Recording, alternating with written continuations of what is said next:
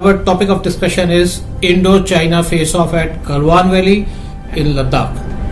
After spread of coronavirus, now the world is after China.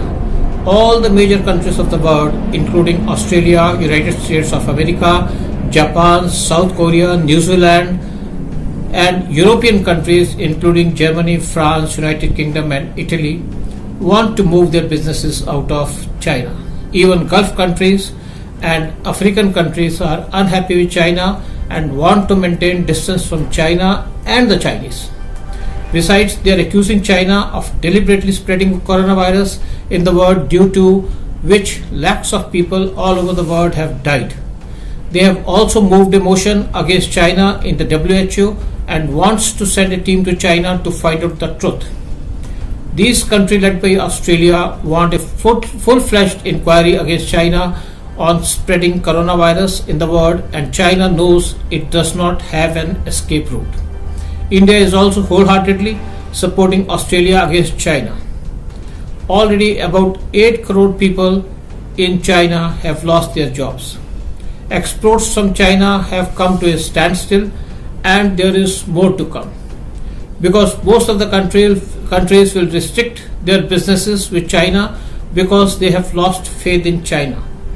Businesses in China are mostly export oriented, which have come to a standstill. China's foreign currency reserves are depleting fast at the rate of $10 to 15 billion per month, and loans and investments that China made to countries like Pakistan and other African countries are not being retrieved because of the virus.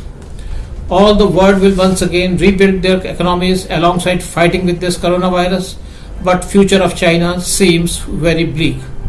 After world recovers from lockdown, there will be complete lockdown of Chinese industries, and this will seriously impact Chinese industries once for all.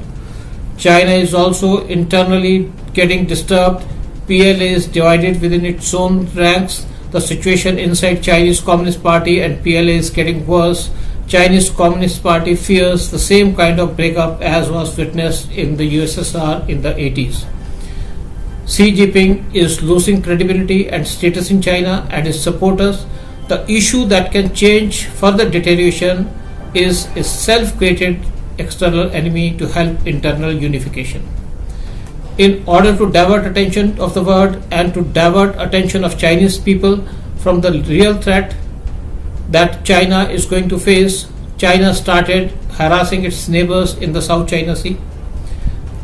Chinese ships drowned few Vietnamese fishing boats in the South China Sea. Earlier in April 2020, China stopped water from its Mekong River to Vietnam, Cambodia, and Thailand, raising much concern there. Chinese warships came aggressively towards Malaysian oil drilling wells in South China Sea and forced Malaysia to stop its drilling activity in the South China Sea. Similarly, Chinese Navy started harassing Philippines, Singapore, Brunei, and Indonesia in South China Sea as China lays its claim on 90% of South China Sea. Japan and South Korea were also harassed by the Chinese by their aggressive actions. Chinese are also nervous about Taiwan coming to center stage of world affairs. Chinese therefore started their defense exercises in the South China Sea, and these were seen as threats to take aggressive steps against Taiwan. China also has taken steps to change laws in Hong Kong at this time to crush pro-democracy movement in Hong Kong and divert attention of Chinese people and the world. United States acted immediately and sent their warships and submarines to the South China Sea.